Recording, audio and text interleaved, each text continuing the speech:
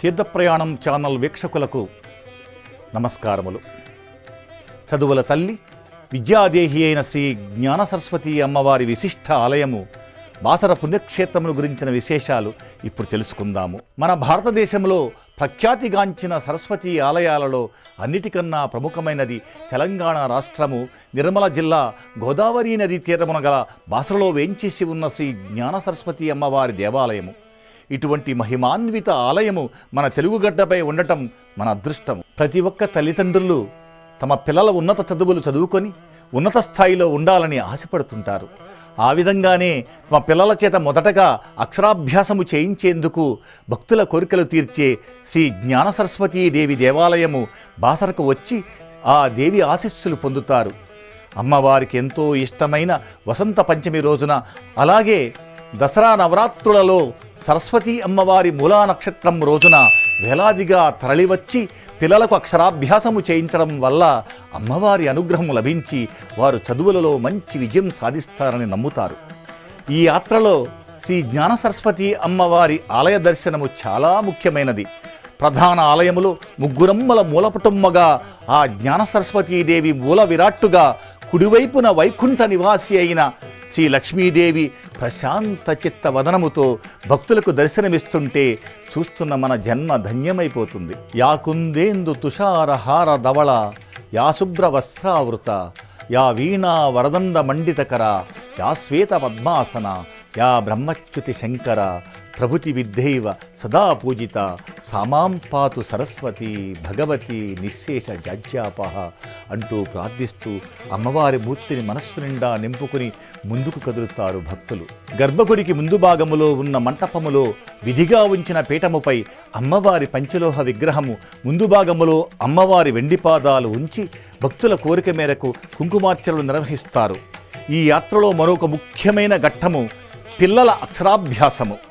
సుఖ సౌనకాది వ్యాస వాల్మీకి మునిజన పూజితులైన ఎందరో మహానుభావులను అపారమైన విద్యాదానముతో అనుగ్రహించిన మాత తన వద్ద అక్షరాభ్యాసము చేసుకుంటున్న పిల్లలను తప్పక విద్యాదానము చేసి ఆశీర్వదిస్తుందని అందరి నమ్మకము.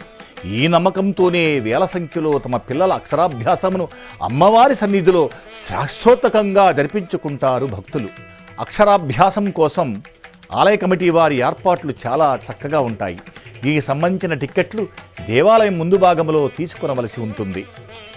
150 రూపాయల టిక్కెట్ అయితే మెట్ల మీద నుంచి వెళితే ఒక హాల్లో చేస్తారు. అదే 1000 రూపాయల టిక్కెట్ అయితే అమ్మవారి గర్భగుడిలో చేస్తారు. పిల్లవానితో పాటుగా తల్లిదండ్రులను అనుమతిస్తారు. అదనంగా ఎవరైనా వెళ్ళాలంటే 100 రూపాయల టిక్కెట్టు తీసుకునవలెను. దీనికి సంబంధించిన పలకా బలపము తదితర సామాగ్రి అంతా గుడి ప్రాంగణంలోనే దొరుకుతుంది. ఇక్కడ ముఖ్యంగా 3 ప్రధాన ఉత్సవాలు జరుగుతాయి. ఒకటి మాఘశుద్ధ పంచమి నాడు శ్రీ జ్ఞాన సరస్వతి అమ్మవారి జయంతోత్సవము. ఈ ఉత్సవము 15 రోజుల ముందు నుండే ప్రారంభమైన తరువాత 3 రోజుల వరకు జరపబడుతుంది. రెండవది మహాశివరాత్రి పర్వదిన ఉత్సవము. ఇది 3 రోజుల పాటు సాగుతుంది. ఈ 3 రోజులు పెద్ద జాతర జరుగుతుంది. ఇక 3వ ఉత్సవము మధుకరం. ఈ ఊరి సాంప్రదాయం ప్రకారం యాచించి లభించే భిక్షకు మధుకరం అని పేరు. అమ్మవారి అనుగ్రహం కోసం 11 రోజులు లేదా 21 రోజులు లేదా 41 రోజులు మధుకరం దీక్ష చేపడతారు. ఆ సమయంలో వారు ఊరిలోనికి పోయి యాచన ద్వారా లభించే భిక్షను పవిత్రంగా భావించి స్వీకరించి అమ్మవారి దర్శనం చేసుకుంటారు. ఇవే కాక వ్యాస పూర్ణిమ, విశేష పండుగ రోజులలో మహారాష్ట్ర, ఆంధ్రప్రదేశ్, తెలంగాణ, కర్ణాటక మొదలగు రాష్ట్రముల నుండి వచ్చిన భక్తులతో ఈ ప్రాంతమంతా అమ్మవారి ప్రత్యేకమైన విశేష పూజలతో, మంత్రాలతో, పాటలతో, భజనలతో హోరెత్తిపోతుంది.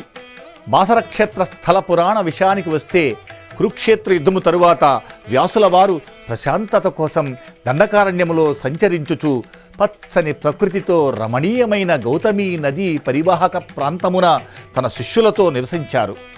వ్యాస మహర్షి ఈ గోదావరి తీరములో నివాసం ఉండుట వలన వ్యాసరా లేక వాసరా అని పిలువబడుతూ తదనంతర కాలమున బాసరగా ప్రసిద్ధి చెందింది. ఒకరోజు వ్యాస మహర్షికి సరస్వతీదేవి సాక్షాత్కరించి భూలోకములో తన నివాస స్థానము ఈ ప్రాంతమేనని, ఇక్కడ ముగ్గురమ్మలకు ఆలయాన్ని నిర్మించమని ఆదేశించింది.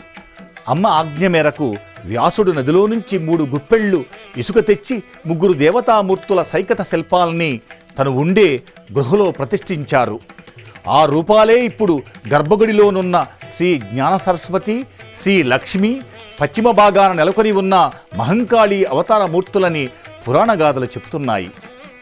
సరస్వతి అమ్మవారు ఇచ్చట వసించుట వలన కౌమారచల నివాసిగా పేరుగాంచింది. అలాగే కుమారస్వామి ఇచ్చట సమీపమున గల పర్వత గుహలో తపమునరించుట వలన ఆ పర్వతానికి కుమారచల పర్వతమని పేరు వచ్చింది. మంజీరా గోదావరి తీరాన రాష్ట్రకూటుల చేత నిర్మించబడిన 3 దేవాలయాలలో ఇది ఒకటని విశ్వసించబడుతున్నది.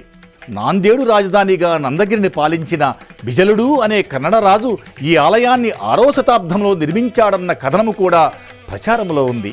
మక్కాజీ పటేల్ ఈ ఆలయాన్ని మహమ్మదీయుల దండయాత్రల నుండి కాపాడటం వలన ఆయన విగ్రహము ఆలయములో ఒక ప్రక్కన మనకు కనిపిస్తుంది. బాసరలో శ్రీ జ్ఞాన సరస్వతి అమ్మవారి ఆలయము కాక అనేక దివ్యమైన దేవాలయాలు, దర్శనీయ స్థలాలు కేవలం నడకతో చేరుకుని చూడవచ్చును. ఇప్పుడు వీటిని గురించి తెలుసుకుందాం. ప్రధాన ఆలయ పశ్చిమ భాగాన ముగ్గురమ్మలలో 3వ తల్లి అయిన మహంకాళి అమ్మవారు మేలిమి పసుపుఛాయతో ప్రశాంత వదనముతో భక్తులకు దర్శనమిస్తుంది. ఈమె దర్శనము ఎన్ని జన్మల పుణ్యఫలమో అని భక్తులు అనుకుంటూ తూర్పు భాగాన ఉన్న ఔదంబర వృక్షఛాయలో దత్తమందిరము, దత్తపాదుకుల దర్శనానికి వెళతారు. ప్రధాన ఆలయానికి దక్షిణాన వ్యాసమందిరం రమణీయమైన ప్రకృతి అందాల మధ్యన కనువిందు చేస్తుంది. ఈ మందిరములో మహాభారత గ్రంథకర్త అయిన వ్యాసుల వారు ధ్యానముద్రలో కూర్చున్నటువంటి విగ్రహం, వ్యాసలింగము భక్తుల దృష్టిని మరల్చలేవు. ఈ మందిరానికి దగ్గరలో ఒక గుహ ఉన్నది. ఇక్కడనే ఋషి నరహరి మానుకుడు తపస్సు చేసిన స్థలమని చెబుతారు. ఇక్కడే ధ్వని తరంగాల వేదవతి శిలను చూడవచ్చు. ఈ శిలను రాయితో మోదితే ఒక్కొక్క చోట ఒక్కొక్క ధ్వని తరంగాల హేళ వినపడి మనలను ఆశ్చర్యచకితులను చేస్తుంది. వ్యాసమహర్షి దేవాలయము నుండి వ్యాసగృహకు కాలినడకన కొండ మీదకు పోవలసి ఉంటుంది. ఈ గుహలోనే శ్రీ వ్యాసుల వారు నివసించేవారని, ఇక్కడే ఋషివర్యులు సరస్వతీమాత ఆజ్ఞ మేరకు అమ్మవార్లను ప్రతిష్ఠించారని, తరువాత ఆ విగ్రహాలను ఇప్పుడున్న దేవాలయములో పునఃప్రతిష్ఠ చేసి దేవాలయ నిర్మాణం జరిగిందని తెలుస్తుంది.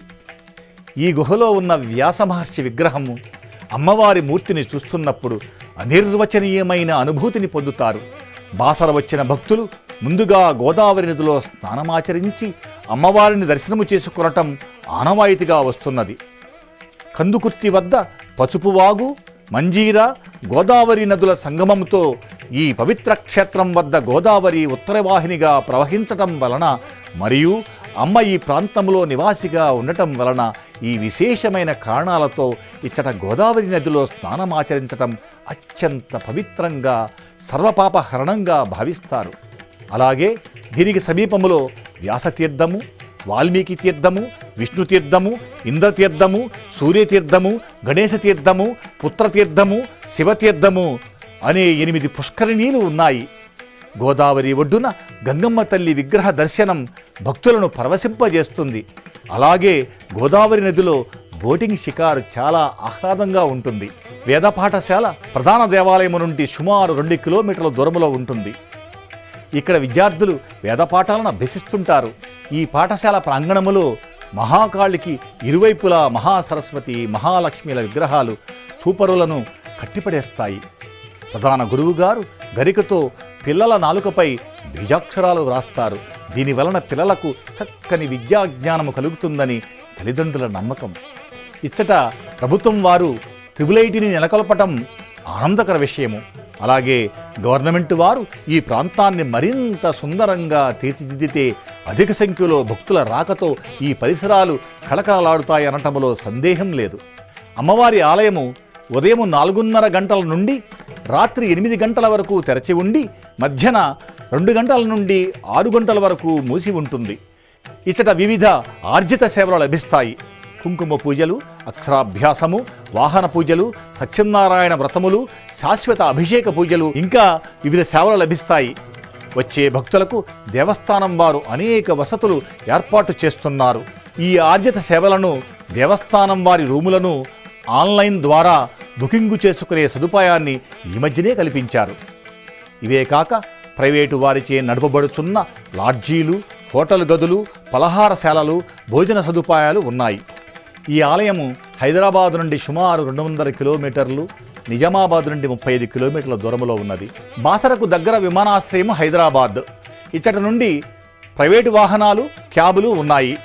ప్రతి ఒక్కరూ, ముఖ్యంగా విద్యార్థులు, ఈ దిగువ శ్లోకాన్ని ప్రతి ఉదయం పఠించినట్లయితే ఆ జ్ఞాన సరస్వతి అమ్మవారి కృపా కటాక్ష వీక్షణలు ప్రసరించి జ్ఞాన సమృద్ధి కలుగుతుందని అనటంలో సందేహమే లేదు.